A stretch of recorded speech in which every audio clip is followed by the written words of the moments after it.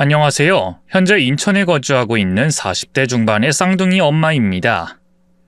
사실 저는 한 사건으로 이혼을 했는데요. 이혼을 했다고 하면 늘 도대체 왜 이혼했어? 하고 묻는 사람들이 굉장히 많아서 말재주도 없는 제가 매일 같은 이야기 하기도 힘들고 굳이 떠올리고 싶지 않아서 이렇게 글을 적게 되었습니다. 앞으로는 이야기 대신 링크를 보내서 들어보라 이야기하면 간단하지 않을까 하는 생각이 들었거든요. 그래서 이참에 정말 친한 사람들도 몰랐던 빠진 이야기까지 더해서 최대한 객관적으로 상세히 적어보려고 합니다. 어디서부터 적어야 할지 감이 잘 오진 않지만 분명한 것은 저는 제가 꿈에도 이혼할 거라고 생각은 해본 적이 없었다는 거예요. 제가 꿈꾸던 정말 완벽한 결혼 생활이었기 때문이죠. 일단 남편과는 한 동네에서 나고 자랐습니다. 나이 차이가 좀 나긴 하지만 워낙 좁은 시골 동네였기 때문에 적어도 저는 남편의 이름 정도는 알고 있었어요. 물론 이름보다는 개천의 용으로 불렸다는 게 더 정확하겠네요. 어린 시절부터 영재 소리를 들었고 대학도 서울 유명한 대학에 장학생으로 입학했습니다. 그래서 남편의 어머니는 동네 입구에 현수막까지 걸었고 잔치를 벌였었죠. 저 역시 할머니가 가지고 온 잔치 음식을 손으로 집어먹었던 게 분명히 기억나고요. 하지만 얼마 안 가서 남편 식구들은 모두 이사를 갔고 그때부터는 거의 잊고 살았습니다. 제가 성인이 되어 서울로 올라가 다시 만나기 전까지 말이죠. 야, 너 현정이 아니야? 우리 동네 살던 그 꼬맹이. 저는 처음에는 그 사람을 알아보지도 못해서 물었어요. 저를 아세요? 저는 기억이 잘... 나야, 용호 오빠. 왜, 너 예전에 내 동생 민정이랑 다녔잖아. 기억 안 나? 아, 개천의 용호 오빠? 그래. 근데 아직까지도 개천의 용이라고 불러? 아우, 그 별명은 내가 싫다. 근데 와, 세월 진짜 빠르다. 꼬꼬마가 완전 숙녀가 다 됐네. 올해 몇 살이지? 25살? 네, 어떻게 그렇게 기억을 하세요? 내가 기억력이 끝내주잖아. 물론 나랑 10살 차이니까 기억한 것도 있고.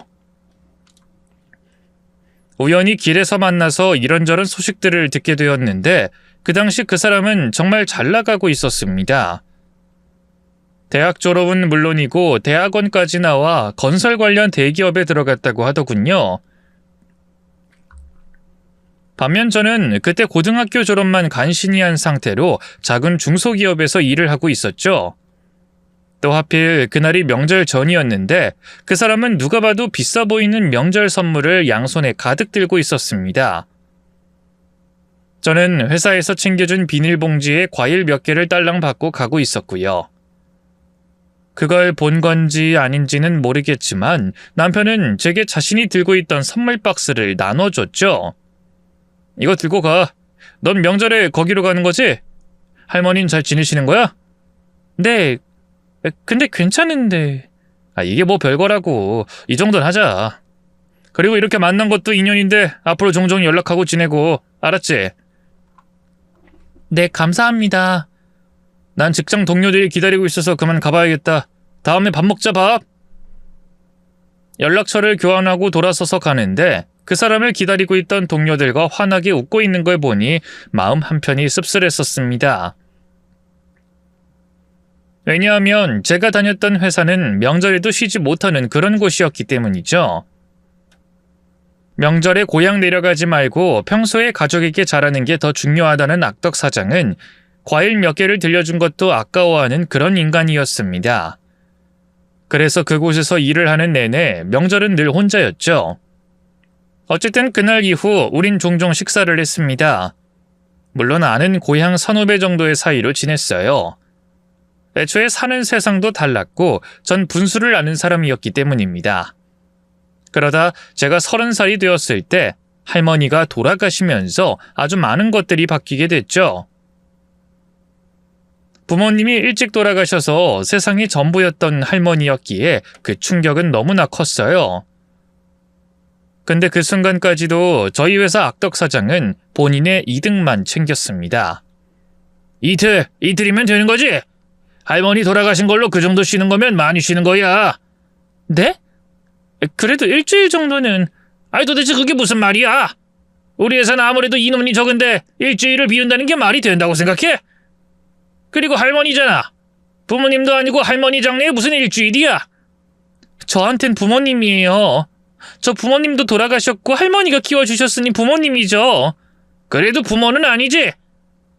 아이 그럼 3일. 나 이 정도면 아주 많이 양보한 거야. 솔직히 요즘 현정씨 일하는 거 보면 답답하고 짜증날 때 많아. 짬밥 좀 찼다고 설렁설렁.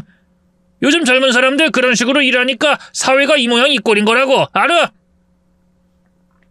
정말 해도 너무하시네요. 저 이제까지 무단결근 한 번도 한 적도 없고 주말이고 명절이고 나와서 일하라면 일했어요.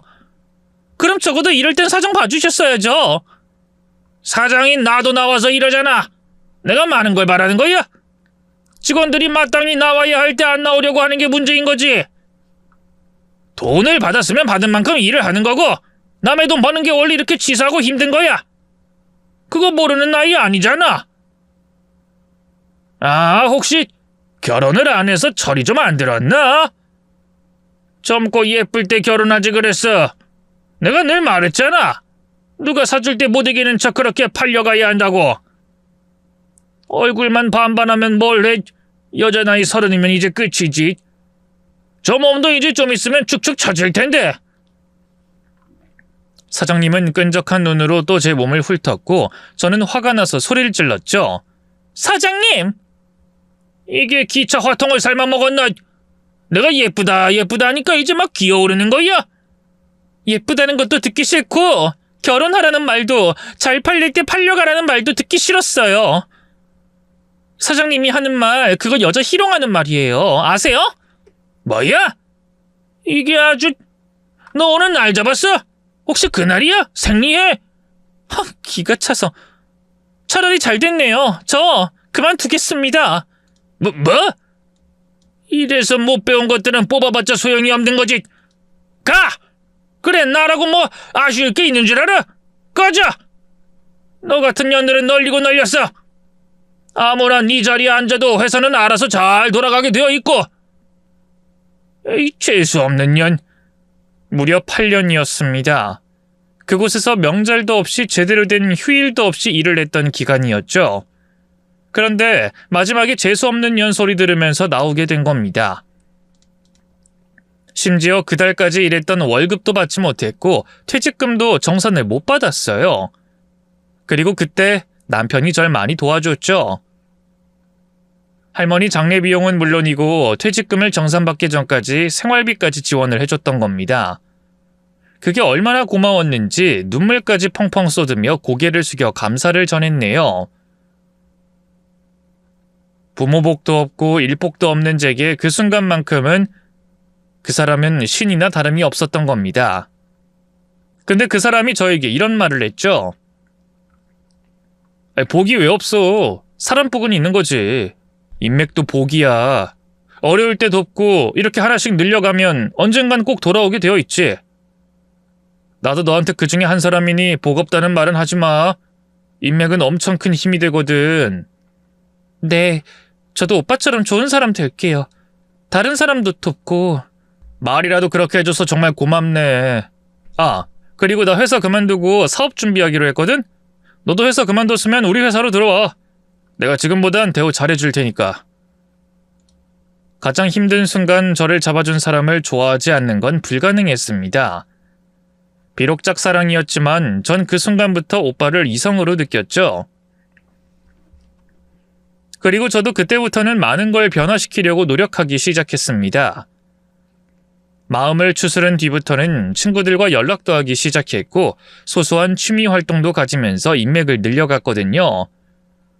그리고 주변에 저와 같이 힘든 사람들에게 작은 도움이라도 주려고 노력했죠. 아마 좋아하는 마음이 생기니 그 사람처럼 되고 싶었기 때문이었을 겁니다. 그런데 하필 야심차게 준비했던 그 사업이 망하게 되면서 그 사람이 방황을 하기 시작했죠. 그래도 저는 꿋꿋하게 그 사람의 곁을 지켰어요. 참 인생이란 게 이렇게 한 치 앞을 내다보기 힘든 건지 몰랐네. 분명 내 계획은 완벽했어. 근데 왜 내 마음처럼 풀리지 않았는지 모르겠어. 그간 벌었던 걸 다 잃고 같이 호기롭게 시작한 친구들도 연락도 잘 안 된다. 인생 헛살았단 느낌이 들어. 오빠가 말했잖아요. 인맥도 복이라고. 아직 옆에 있는 사람들도 많고 분명 더 좋은 기회를 얻을 수 있을 거라고 생각해요. 그러니까 걱정 마세요. 고맙네. 너한테 이렇게 위로받으니까 그나마 살 용기가 나. 다시 노력해봐야지. 분명 하실 수 있을 거예요. 전 믿어요. 힘든 순간을 버텼기 때문인지 우린 그 이후 얼마 안 가서 연인이 되었습니다. 그땐 마치 꿈만 같았죠. 혼자 2년 넘게 짝사랑했던 사람과 이어졌다는 것 자체가 믿어지지 않았거든요. 하지만 두 번째로 계획했던 사업까지 위기가 찾아오면서 그 사람이 극단적인 선택을 시도한 사건이 벌어지게 됐죠. 다행히 제가 빨리 발견을 했고 병원에서 시어머니를 만나게 됐던 겁니다. 시어머니는 그날 제 손을 잡고 이렇게 말씀하시더군요. 네가 우리 아들을 살렸구나. 고맙다. 정말 고마워. 나한테 넌 은인이야. 아니에요. 저는 한 게 없고. 솔직히 저는 당시 엄청 난처한 입장이었습니다. 연인 사이로 발전하면서 결혼 이야기가 나온 적이 있긴 했지만 그때마다 저는 결혼은 생각이 없다고 말했었어요. 하지만 그건 제 학력과 배경이 남편에 비해서 부족하다고 느꼈기 때문이었습니다.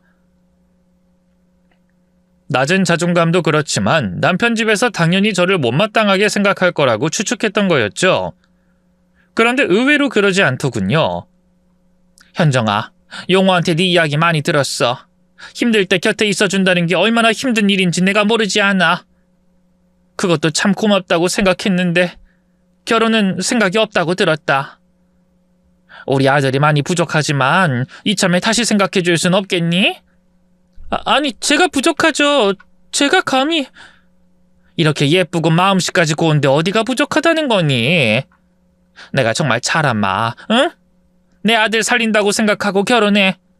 그럼 우리 아들 꼭 성공해서 너한테 다 보답할 거야. 물론 나도 마찬가지고. 이렇게 큰 은혜 입은 거 절대 안 잊을 거다. 남편이 아닌 시어머니에게 청혼을 먼저 들었다는 게 좀 특이하긴 했지만 싫지 않았습니다. 그리고 그렇게 결혼해서 그 해에 쌍둥이를 임신했죠. 아주 잠깐 방황하는 듯 했던 남편도 마음을 다잡았고 아는 사람 회사에 취업해서 일을 시작하더군요.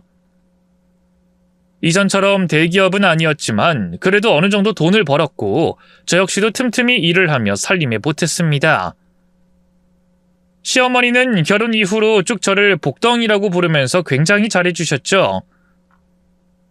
우리 며느리 어쩜 이렇게 하는 짓마다 예쁠 수가 있니? 이렇게 떡하니 쌍둥이를 임신한 게 난 너무 대견하다. 현정이 네가 우리 집안의 복덩이야, 복덩이. 네? 아니, 오히려 죄송하죠. 일을 더 늘려야 하는데. 일을 왜 늘려? 절대로 그러지 마라. 네 몸이 우선이야.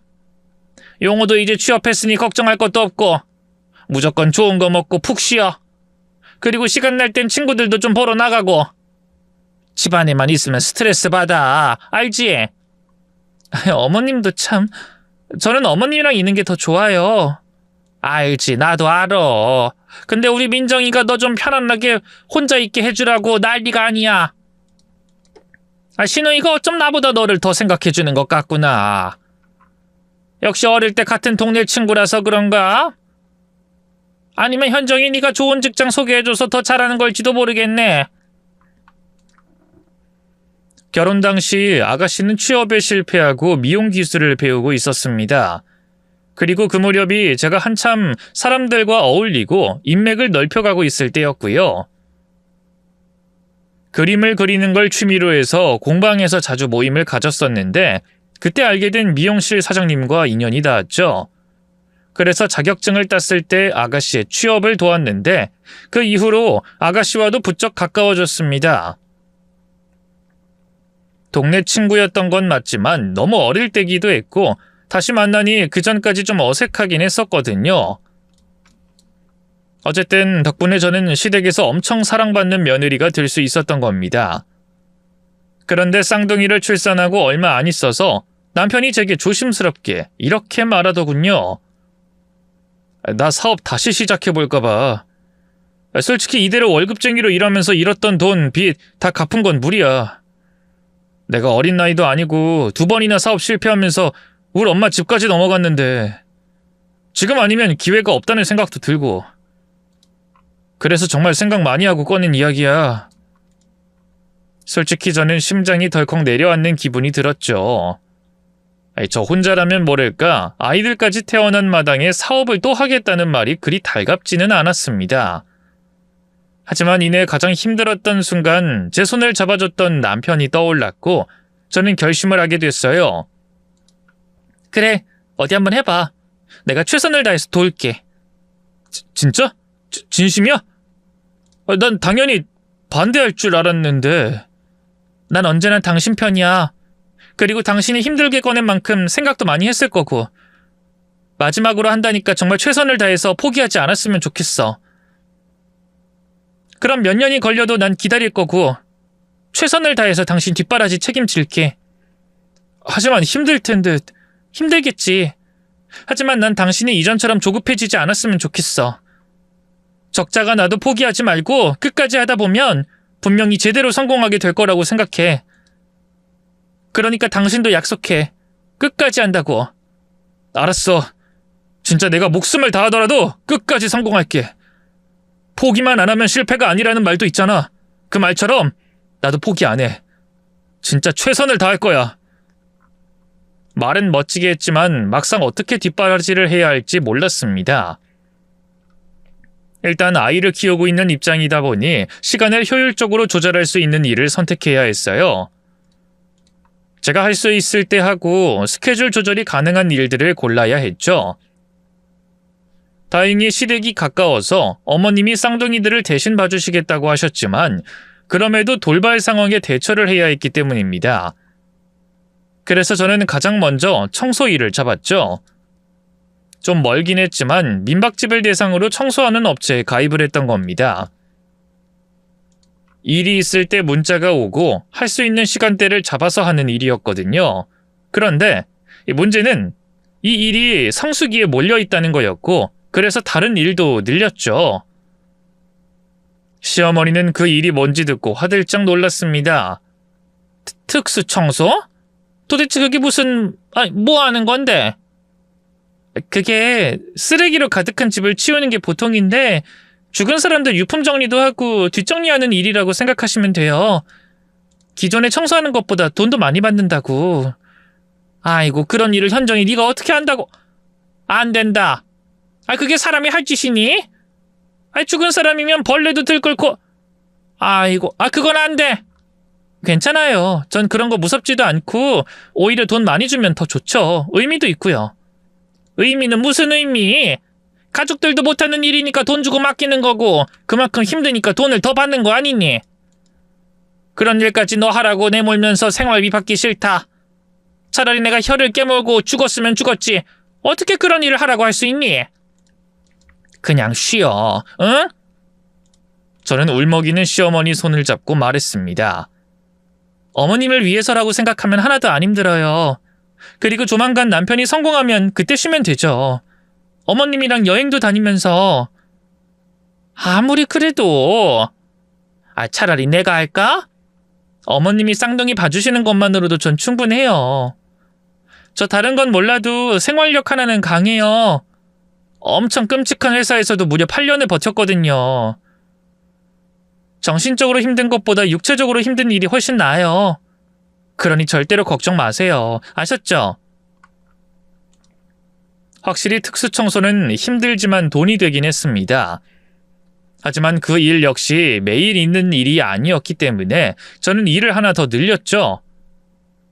그렇게 한 이유는 남편의 빚은 물론이고 생활비, 남편 용돈, 시어머니 용돈과 월세, 쌍둥이들에게 들어가는 비용에 고정적으로 나가는 보험료까지 모두 제 몫이었기 때문입니다. 제가 세 번째로 시작한 일은 엑스트라 아르바이트였어요. 단역 배우로 등록을 한 뒤에 스케줄이 생기면 공지를 대신해주는 업체와 계약했죠. 일하는 시간보다 대기 시간이 더 길다는 단점이 있긴 해도 시댁 식구들과 남편도 그 일만은 좋아해줬습니다. 드라마 촬영이 있으면 어김없이 가족들이 다 모여서 시청을 했죠. 어머머, 방금 너 지나갔지? 맞지? 우리 현정이 TV 나왔다. 그거 저 아닌데. 저 손으로 커피 내리고 있는 게 저거든요. 아유, 그래? 어머, 그럼 이 손을 저장을 해놔야겠네. 어쩜 손도 저렇게 고와? 이러다 우리 며느리 배우 되는 거 아니니? 이렇게 엑스트라 하다가 배우 된 사람도 분명히 있을걸? 그럴 리가 없잖아요. 대사가 있는 것도 아니고. 하다 보면 생기겠지. 넌 카메라 울렁증도 없고 싹싹하고 사람들이랑도 잘 지내니까. 사람 일이 어떻게 될 줄 알고. 이러다 대사도 받고 배역도 받는 거지. 아가씨는 가만히 있다가 불쑥 끼어들었죠. 언니, 근데 나 예전부터 궁금했는데 저기 앉아서 엑스트라들은 무슨 이야기예요? 별 이야기는 안 해요. 그냥 이야기하는 척하기도 하고 또 어떨 때는 서로 인사하고 이야기하는 정도? 나이가 몇 살이냐, 언제부터 이 일했냐, 배우가 꿈이냐 이런 이야기해요.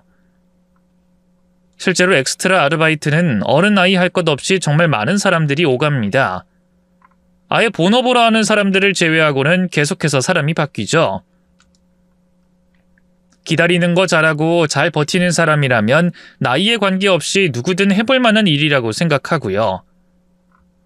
물론 단점도 있긴 한데 가끔 너무 늦은 시간에 촬영이 종료되면 집에 갈 방법이 없다는 거였습니다. 혹시라도 지하철이 다 끊기게 되면 그때는 돈을 벌었던 만큼 차비로 나간다고 봐야 하죠. 그래도 다양한 사람들이 모이는 만큼 재미도 있는 편이라고 생각했습니다. 저 역시도 그곳에서 알게 된 사람들이 정말 많았거든요. 직업도 그 일을 하는 이유도 각양각색인 사람들 천지였죠. 일단 가장 돈이 되는 특수 청소를 우선에 두고 일을 했고 나머지 시간은 엑스트라나 청소 일로 꽉 채웠습니다. 물론 그 과정에서도 다른 사람들을 챙기고 위하려고 노력을 많이 했죠. 특히나 특수 청소를 할 때 구더기가 가득한 침대 위를 청소하더라도 싫은 내색을 한 적이 단 한 번도 없었습니다. 누군가의 죽음으로 인한 그 흔적을 남은 가족들이 슬퍼하지 않도록 정말 열심히 했고요. 덕분에 저는 그 세 개의 일을 하면서 정말 많은 인맥을 가질 수 있었습니다. 그리고 그것들은 남편의 사업에도 큰 도움이 되었죠. 당시 남편이 하던 사업은 플랜 인테리어였는데 쉽게 말해서 가정 내에 정원을 만드는 거였습니다. 건축을 전문으로 했던 남편이라 따로 기술자들이 필요했는데 그걸 제 인맥을 통해서 구해줄 수 있었던 거예요. 당신 진짜 어떻게 그런 사람을 구했어? 어디서 알게 된 거야? 그 특수 청소할 때 내가 청소해 드렸거든.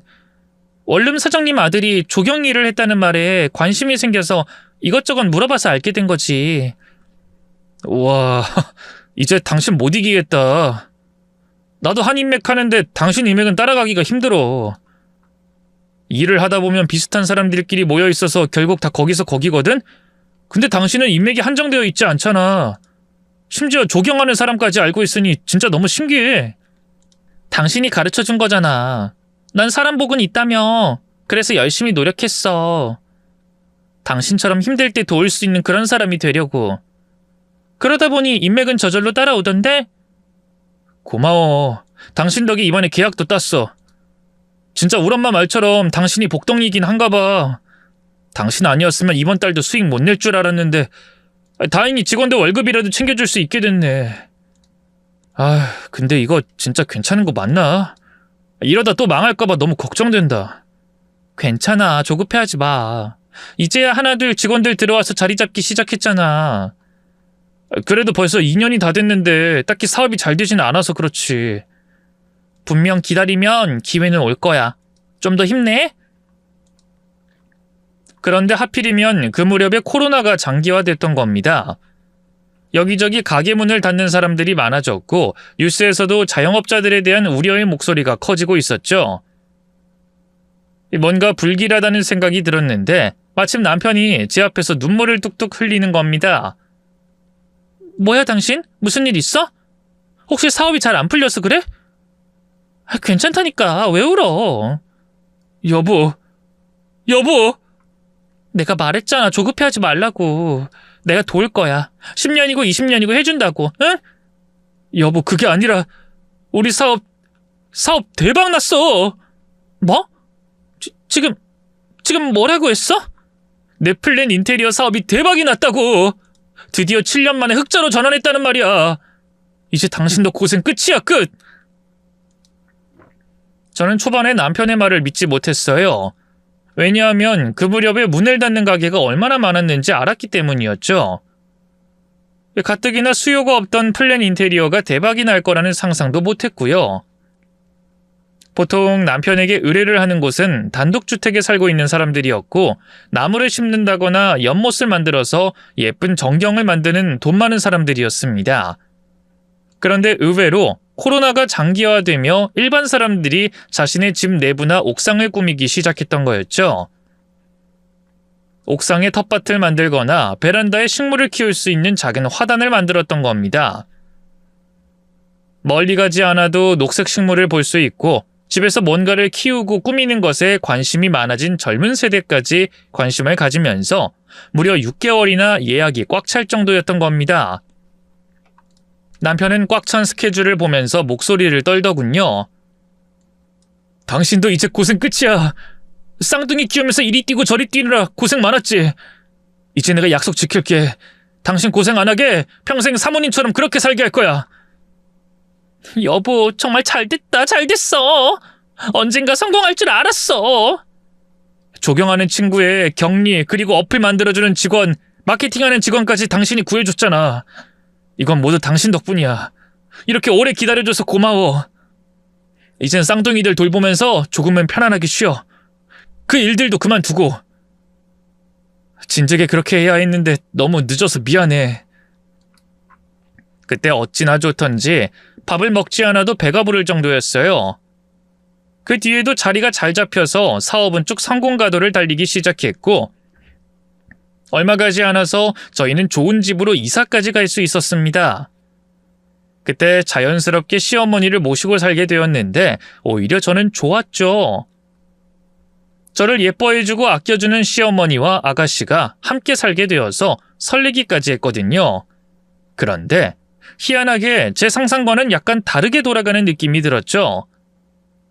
딱 그 무렵에 아가씨가 결혼을 준비하고 있었는데 어느 날은 상견례 이야기가 나왔던 겁니다. 상견례에 입고 갈 옷 아가씨가 직접 골라주시면 그거 입을까요? 머리도 하고? 제가 밝게 웃으면서 물었는데 아가씨 표정이 떨떠름하더군요. 설마 언니도 가게요? 네? 그럼 안 가요? 아니 언니는 애들 봐야죠. 전 당연히 언니는 안 갈 줄 알았거든요. 어머님이랑 그이도 가는데 저도 당연히 가는 거 아니에요? 상견례잖아요. 아 그게 안 갈 줄 알고 이미 예약을 해버렸는데. 예약이야 바꾸면 되는 거죠. 그리고 우리 애들 이제 초등학생이고 앞집 아주머니가 잠깐 봐주신다고 하셔서 괜찮을 것 같은데. 새언니 일도 있잖아요. 청소랑 엑스트라 일 안 해요? 그날은 비워야죠. 어차피 스케줄 조절 가능한 일들이라 그런 일은 빠지는 게 어렵지도 않고요. 어떤 분인지 엄청 궁금하네요. 사업하신다고 했나? 그때 시어머니가 끼어들어서 말씀하셨습니다. 본디 상견례는 상대 집안이랑 머리수 맞춰서 가는 게 맞다. 그쪽 집안은 외동이라 부모 둘이 전부라니까 넌 상견례 말고 다음에 기회되면 그때 얼굴 보고 인사하면 안 되겠니? 아, 그런가요? 네, 알겠습니다. 그때 뭔가 시어머니의 표정이 차갑다는 느낌, 그리고 제가 겉도는 느낌을 분명하게 받았어요. 뿐만 아니라 무슨 이야기를 하다가도 제가 오면 멈추는 일도 종종 있었죠.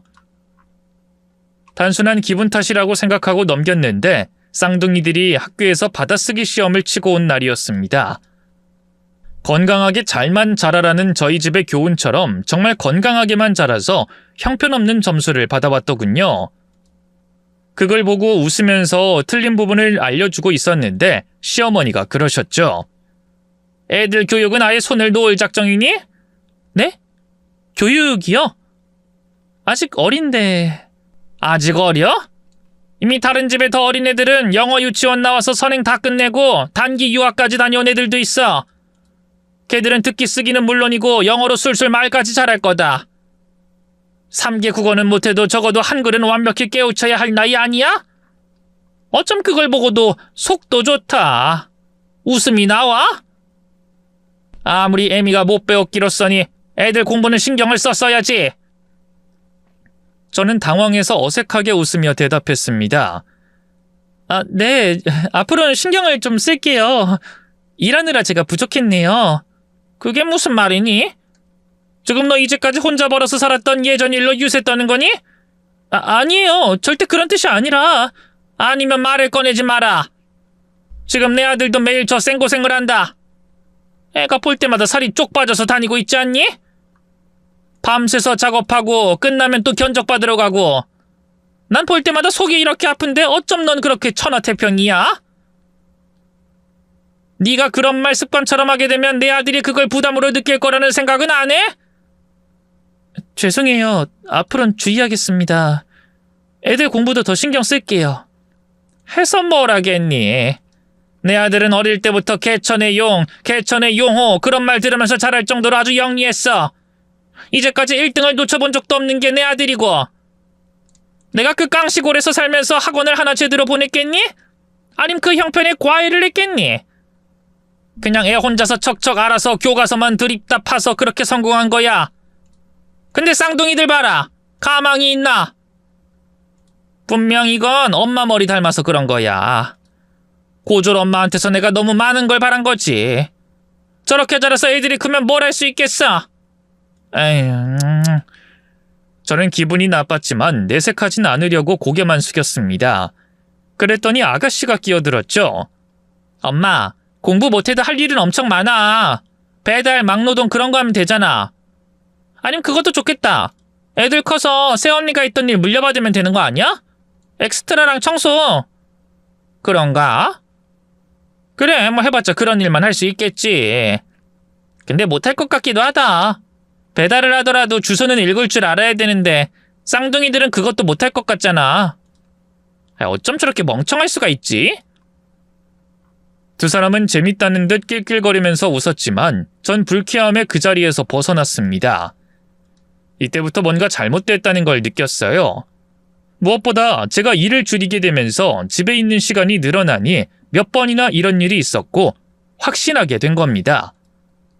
시어머니와 시누이가 저를 미워하고 있다는 걸 말이죠.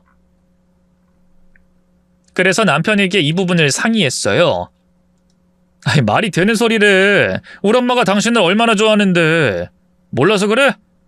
남들이 그 소리 들으면 배가 부른 소리라고 손가락질 당해. 우리 엄마 같은 시어머니가 세상에 어딨냐? 너도 그랬잖아. 시어머니가 천사니 시댁은 천국이라고. 나도 알지. 그래도 진짜 느낌이 그래. 당신도 들어보면 확실히 이전이랑은 다를 거야. 뭔가 나를 따돌리는 기분도 들고 날 미워해서 그런. 편해진 거겠지. 제발 장난이랑 진심은 좀 구분을 해. 당신은 자존감이 낮아서 농담을 구분 못하는 것 같아. 그냥 딸처럼 생각하고 장난 좀 친 걸로 이렇게 예민하게 굴 일이야? 나 안 그래도 요즘에 피곤하고 아주 예민해. 집에선 좀 쉬자. 남편의 말을 듣고 진짜 내가 예민해진 건가 하는 생각에 저도 혼자 반성도 했습니다. 갑작스럽게 집안일이 늘어났고 저에 대한 불만도 마찬가지였지만 모두 감수했고요. 하지만 그게 부질없는 짓이라는 것은 얼마 안 가서 알게 됐죠. 바로 저희 쌍둥이들 덕분이었어요. 비록 아직 초등학교 저학년에 불과했지만 요즘 아이들은 이전과는 달리 휴대폰을 통해서 많은 정보를 접하고 그것을 이용할 줄 알았습니다. 아이들은 제게 휴대폰을 내밀며 말했죠. 할머니랑 고모가 이상한 짓 하는 거 우린 알아. 그래, 우린 다 알고 있어. 매번 둘이서 비밀 이야기해. 저는 당황해서 되물었습니다. 그게 무슨 말이야? 비밀 이야기? 그래서 우리가 녹음했어. 아주 나빠. 아빠가 다른 사람 만나고 있대. 엄마는 아빠랑 이혼해야 한다고 하던데? 저는 아이들의 말에 기겁해서 휴대폰을 확인했습니다. 초반에는 뭔가 써는 소리, 시끄러운 비닐봉지 소리만 가득했지만 얼마 안 가서 시어머니와 아가씨의 목소리가 들리더군요. 이것도 사람 할 짓이 아니지. 도대체 쟤는 안 나가 떨어지고 왜 미련하게 버티고 있는지 모르겠다. 이러다가 걸리기라도 하면 어쩌니? 어쩌긴 뭘 어째. 걸리기 전에 정리를 시키든가 아님 더 몰아붙여야지. 엄만 좀 제대로 좀 해. 무려 8년을 뒷바라지한 여자야. 그 정도로 한다고 이혼 소리가 나오겠어? 둘이 이혼을 시켜야지 그나마 재산이라도 좀 지키든가 할 거 아니야. 결혼한 지 10년이면 재산 절반이야. 이제 겨우 2년밖에 안 남았는데 저러다 재산 다 털어가면 어쩔 거야? 나도 한다고 했어. 그래도 안 되는 걸 어쩌라고. 용호 그놈이 그 짓거리만 안 했어도. 아휴. 내가 말년에 무슨 죄를 지어서 아들이 싼 똥까지 치우고 있는 건지. 오빠가 다른 여자 만나는 것까지 걸리면 10년이고 뭐고 위자료까지 벌어줘야 해. 애들도 다 빼앗길 거고. 엄만 그래도 좋아? 그리고 그게 끝이야? 내 결혼은 저런 이상한 직업 가진 사람이 내 새언니라는 게 너무 끔찍하고 싫다고. 알어. 엄마도 아니까 노력을 하고 있는 거잖아. 아휴, 이제 집에 인사도 올 텐데 어쩌면 좋아. 몰라. 우리 오빠는 사별한 거라고 말해버릴 거야. 특수청소니 엑스트라니 남들한테 말하는 것도 쪽팔린 직업이잖아. 안 그래도 내 직업도 짜치는데 새언니까지 입 털기 시작하면 나 얼굴도 못 들고 다녀. 좀만 참어. 내가 용호한테 그 여자랑 당분간이라도 만나지 말라고 해야겠다. 그리고 이혼을 하고 그 다음에 만나면 될걸. 왜 그런지 모르겠네. 죽은 네 아빠랑 꼭 닮아서 아주. 미쳐서 그 여자 좋다고 일까지 안 하고 있는데 그 말 듣겠어? 눈 돌아서 그러는데. 나이가 50줄이 다 돼서 그게 무슨 짓이야? 남자들은 돈 생기면 변한다는 말이 딱이야. 개천의 용이라더니 개천의 똥이에 똥. 여자한테 미쳐가지고. 너 오빠한테 그게 무슨 말이야? 남자가 능력이 있으면 그럴 수도 있는 거지. 무엇보다 너희 오빠 그렇게 사업 2번 안 말아먹었으면 네 새언니는 우리 집 문턱은커녕 우리 동네도 못 지나다니게 했어. 머리는 깡통에 거지 같은 집안에 우리랑 수준이 맞긴 하니? 그거야 그렇지. 그래도 내가 막상 결혼하려니까 오빠가 지금 이러는 게 짜증나서 그래. 좀 얌전히 있다. 나 결혼한 뒤에 이혼하고 여자 만나든 뭐라든 누가 뭐라고 해? 내 결혼까지 망하면 어쩔 거야? 그 집안에서도 안 그래도 나 탐탁지 않게 생각하는데. 일단 좀 더 구박을 해보고 그래도 안 될 것 같으면 용호한테 이혼하라고 해야겠다. 걔가 머리가 멍청해서 확실히 말 안 하면 모를 수도 있어. 차라리 깔끔하게 재산 좀 주고 떨어지라고 하는 게 훨씬 나아. 대충 수준 차이 나서 도저히 결혼 생활 못하겠다거나 아님 아이들 방치하고 사람들 만나러 나가 노는 걸로 문제를 삼든가. 그거 좋네. 새언니 인맥 엄청나잖아. 일을 하도 많이 해서 아주 주변에 사람들이 버글버글해. 누가 보면 동네 이장 출마 준비하는 줄. 그 뒷이야기까지 다 듣는데 무려 1시간이나 걸렸습니다. 대충 요약하면 그 여자는 남편의 회사에 자신의 집 정원 공사를 의뢰했던 고객 중에 한 명이었고 남편이 먼저 그 여자를 쫓아다니기 시작했다고 했습니다. 집 근처에서 불륜녀와 있는 남편을 본 시어머니가 추궁했고 결국 다 털어놨다고 하더군요. 남편에게는 차라리 이혼을 해라 말했지만 남편은 재산 분할이 싫다고 거절했고 정작 그 여자와 만남이 지속되자 조급해진 시어머니와 시누이가 손을 잡은 거였죠. 바로 제 쌍둥이들의 양육권과 위자료라도 지키기 위해서 계산기를 두드린 결과였던 겁니다. 강하게 마음을 먹으려고 했지만 막상 진실을 알게 되니 눈물이 터지더군요. 엄마 울어? 엄마 울지 마. 이혼해도 되니까 울지 마. 그래 엄마. 내 친구들 엄마랑 아빠도 같이 안 사는 애들 많아. 그리고 할머니랑 고모도 싫어.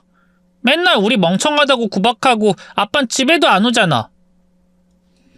저는 애들의 위로를 받으며 계속 미안하다는 말만 반복하고 또 했습니다. 거의 며칠을 끙끙 앓았죠. 너무나 믿었기에 그 배신감은 엄청났던 겁니다. 하지만 언제까지 울고만 있을 수는 없었어요. 저는 아이들의 엄마였고 그 아이들을 지키기 위해서 정신을 차려야 했기 때문이죠. 하지만 앞서 말했던 것처럼 이혼에 대한 생각은 단 한 번도 해본 적이 없었기에 저는 주변의 지인들에게 도움을 청했습니다. 제가 힘들어도 최대한 많은 사람들을 도우려고 했고 손을 내밀어줬던 결과는 상상 그 이상이더군요. 다들 저를 돕겠다고 나섰죠. 엑스트라 알바를 하면서 알게 된 청년은 이렇게 말했어요. 아줌마, 제가 뒤를 밟을게요. 제 친구들 중에 심부름센터 일하는 애 있거든요. 거기 사장님이랑 제가 친해서 돈 안 받고도 해주실 거거든요. 바람은 무조건 증거죠. 오토바이 타고 뒤 조금만 밟으면 금방 잡을 수 있어요.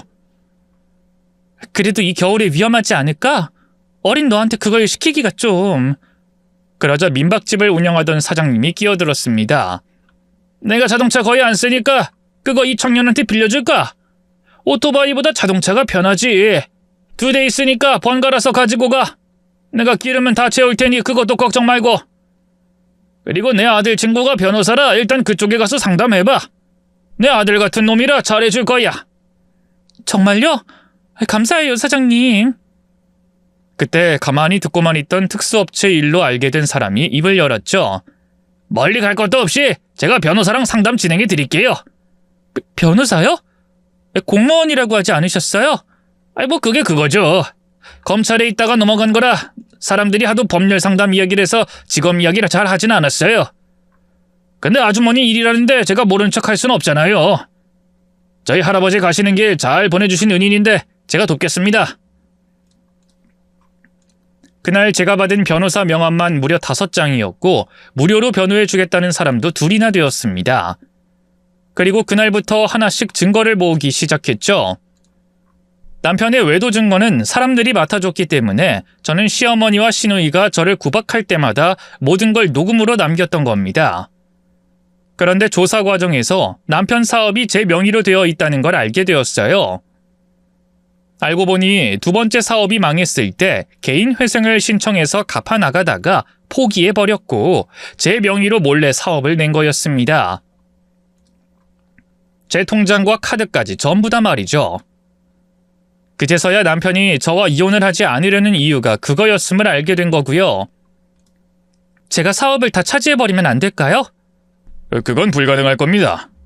사업자 명의야 다른 사람으로 바꿀 수는 있는데 남편분이 그러지 않은 건 이미 일을 버려놨고 단순히 여러 가지 제약이 있어서일 거예요.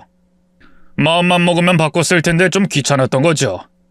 그렇다고 그 중간에서 돈을 빼돌리거나 사업을 차지하는 건 실질 경영자가 아니라서 법적으로도 소유를 주장하긴 힘들 거고요. 그리고 그 사업으로 인해서 번 돈을 재산 분할받는 편이 더 좋은 거 아닐까요? 현실적으로. 그냥 다 망해버렸으면 좋겠어서요. 자그마치 8년이에요. 온전히 그 집 식구들 남편 뒷바라지한 것만 그 기간인 거죠. 하루에 잠을 4시간도 채 못 자고 그렇게 살았어요. 그래서 돈은 안 중요해요. 그 인간이 땅을 치고 후회하게 만들고 싶어요. 시어머니도 시누이도 다요. 그럼 차라리 이렇게 하는 건 어때요? 저는 아주 많은 사람들의 조언을 들었고 그 중에서 가장 끌리는 조언을 골라 실행에 옮겼습니다. 바로 사업을 통째로 옮기는 거였죠. 당시 남편은 여자에게 미쳐서 사업은 직원들에게 맡긴 상태였고 직원들 월급조차 미루고 있었습니다. 그 여자에게 돈을 퍼주고 있었거든요. 그래서 저는 제가 추천해준 직원들부터 포섭했고 그들을 통해서 다른 직원들과도 접촉했습니다. 다행히 이미 회사에서 마음이 떠난 사람들이 대부분이었기에 어려운 것도 없었죠. 그렇게 열심히 물밑 작업을 하며 증거를 모으고 있었는데 남편이 예상보다 빨리 결단을 내린 겁니다. 제게 이혼을 요구했고 시어머니가 말한 것처럼 아이들의 교육에 무관심하고 말이 통하지 않는다는 걸 이유로 세웠더군요. 불륜 증거가 잡히지 않아서 시간이 좀 더 필요했던 저는 좀 더 버텼습니다. 그러자 시어머니까지 나섰죠. 박수 칠 때 떠나라는 말이 있는 게 괜히 있는 게 아니야. 그렇게 미련 떤다고 돌아올 사람이면 이혼 이야기 꺼내지도 않았겠지. 넌 자존심도 없니? 무식하고 몰상식해서 싫다는데 버티길 왜 버텨? 혹시 사업 대박 나서 그러니? 못 배운 인연이 계산기를 두드린 모양인데 초반에 잠깐 고생한 거 유세 떨며 우리 아들 덕보려고? 너 참 징그럽다. 어머님이야말로 징그럽네요. 어쩜 이런 짓을 하고도 저한테 그렇게 말할 수가 있어요? 내가 없는 소리 했니? 내 아들은 대학에 대학원에 유학까지 다녀온 인재야. 근데 넌 시골 촌구석 고등학교 겨우 졸업해서 글씨나 읽을 줄 아는 수준 아니니? 머리를 때리면 깡깡하는 깡통 소리만 나는 너랑 내 아들이 애초에 짝이 될 수 있겠어? 우리 용호가 오죽하면 그러겠니? 경제 이야기도 하고 싶고 사회 돌아가는 것도 의견을 나누고 싶은 똑똑한 아이인데 무식한 너랑 살며 얼마나 답답했겠어. 나도 이 정도로 답답한데. 그때였습니다. 기다렸던 증거를 잡았다면서 문자가 왔고 남편이 한 여자와 모텔에 들어가는 사진을 받게 됐죠. 남편의 차량은 물론이고 여자와 붙어있는 사진도 여러 장 있었습니다. 추측컨대 시어머니가 당분간 만나지 말라고 해서 숨죽이고 있다가 제게 이혼하자고 요구한 뒤에 흥분을 감추지 못하고 신나서 달려간 것 같았네요. 그걸 받자마자 저는 시어머니에게 서류 한 장을 던지며 말했죠. 저도 참느라 엄청 답답했네요. 누가 그 인간 좋아서 버틴 건 줄 아세요? 증거 모은다고 버틴 거거든요. 불륜이나 저지르는 남편 놈이나 그걸 지키겠다고 이상한 이유로 이혼시키려는 애미나 너무 소름 끼쳐서 전 자식 교육 잘 시켜야겠어요. 콩 심은 데 콩 나는 법이니. 너 애들 빼앗을 생각은 하지도 마세요. 그리고 그냥 당하세요. 이게 아주 미친 거 아니야? 그래, 내 아들이 능력 있어서 여자 좀 만났다. 됐어? 나도 이제 구질구질하게 더는 못하겠다. 어쩔 건데? 뭐 재산 분할? 위자료? 그깟 거 그냥 주면 되는 거지. 구질구질한 직업 때문에 남의 똥이나 구덕이나 치우는 주제 더럽고 치사하다. 네, 그럼 주시면 되겠네요. 저 어머님이랑 아가씨한테도 위자료 받을 생각이라 구더기에 똥까지 치우면서 두 사람한테 돈 받는 건 어렵지도 않죠. 그게 더 더러운데. 이게 지금 나더러 더럽다는 거니? 좋다. 얼마든 주마. 어차피 사업 잘 되는데 금방 복구할 거고 우리 용호가 만나는 여자도 어리다니 거기서 손주는 얼마든지 볼 수 있으니까. 너 피 하나라도 섞인 것들 안 받고 말아. 멍청한 깡통들 데리고 잘 살아봐. 사업? 제가 던진 서류 읽어보셔야 할 텐데. 진짜 사장이 누군지 아직 모르시나 봐요. 놀라서 후다닥 서류를 검토한 시어머니의 표정은 하얗게 질리더군요. 이게 뭐야? 왜 다 온통 네 이름이야? 실질적인 건 그 인간이지만 사실 제 명의로 된 사업자거든요. 그러니까 다 돌려받을 거라고요. 뭐 차차 아시게 되겠지만 복덩이를 차는 결과는 그때 봐서 후회 마음껏 하세요. 저는 변호사 둘을 데리고 이혼 소송을 했고 그와 동시에 남편의 사업과 똑같은 사업을 차렸습니다. 그리고 이혼과 동시에 남편의 회사를 다니던 직원들 전부 동시에 그만두게 만들었죠. 또한 직원들이 전담하고 있던 손님들까지 모두 저희 회사로 이끌고 왔고요.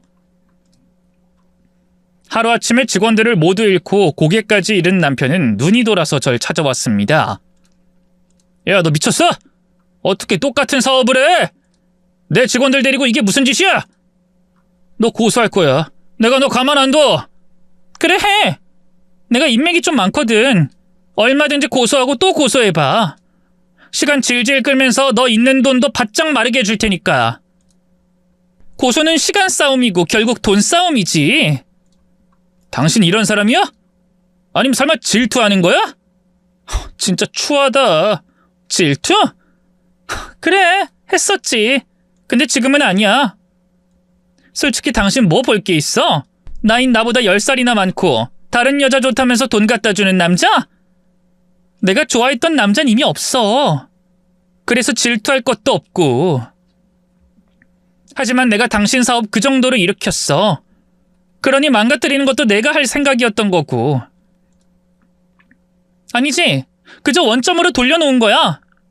그러니 알아서 잘 해봐. 아, 그리고 아가씨도 결혼 물 건너갔다며? 정말 안타깝네. 야! 그것도 너 때문이잖아! 그래, 내가 했어. 아가씨 예비신랑이랑 인사를 제대로 못해서. 그러게 상견례에 데려갔었어야지.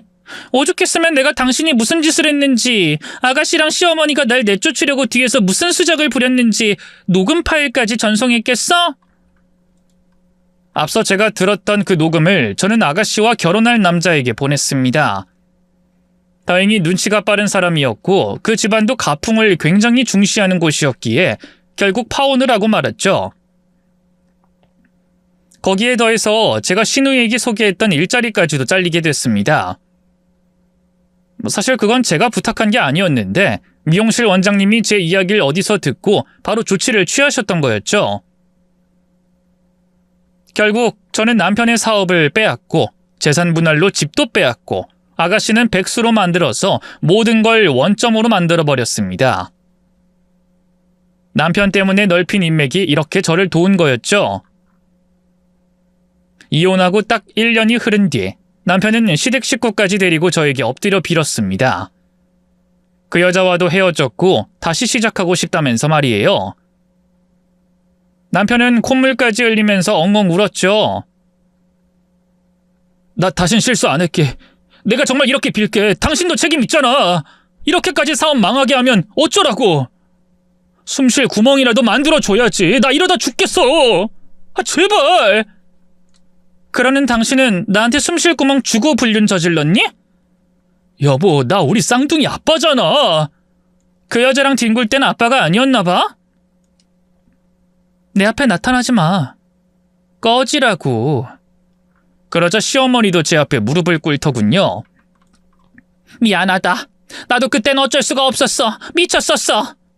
그땐 내 아들이 먼저였고 너한테 그러면 안 된다는 걸 알면서도. 실수야. 술 마시고 실수하는 거랑 같지. 술에 취해서 사고치는 게 아니라 술이 본성을 까발리게 하는 거잖아요. 이번엔 돈이 그렇게 만든 거고. 본성이 썩었던데. 너 이대로 우리 버리면 우리 다 같이 죽을 거야. 확 연탄 피워서 죽을 거라고. 그래도 좋니? 그렇게 해야 네 속이 후련할 것 같아? 이 정도로 했으면 됐잖니. 어?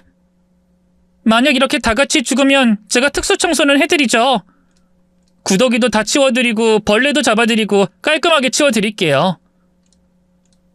그 뒤로도 며칠을 더 찾아왔지만 그땐 아예 이야기도 섞지 않았습니다.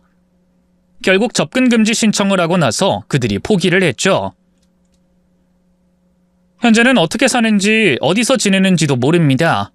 딱히 궁금하지도 않고요. 저는 현재 플랜 인테리어 사업을 운영하고 또 동시에 사이버 대학을 수료하느라 바쁘기 때문이죠. 아직은 일이 어려워서 여기저기 도움을 받는 입장이지만 이제까지 한 번도 직원 월급은 미룬 적이 없을 정도로 사업을 유지하고 있습니다. 다른 건 몰라도 인맥을 잘 만들어 놓은 거 하나만은 전 남편에게 고맙다고 느낄 정도죠. 쌍둥이들도 잘 크고 있고 얼마 전에 인천으로 이사를 와서 점차 적응해 나가고 있답니다. 앞으로 더 열심히 해서 많은 사람들도 돕고 저처럼 안 좋은 환경에서 일하지 않도록 직원들을 배려하는 사장이 되도록 하려고 해요. 저희 회사 잘 되라고 응원해 주시고 저를 도와준 사람들에게 마지막으로 감사 인사를 드리고 싶습니다. 또한 끝까지 제 이야기 들어주신 구독자님들에게도 감사를 전하고 싶네요. 모두들 어려운 순간 손을 내밀어준 분의 따뜻함을 기억하는 하루가 되길 바랍니다.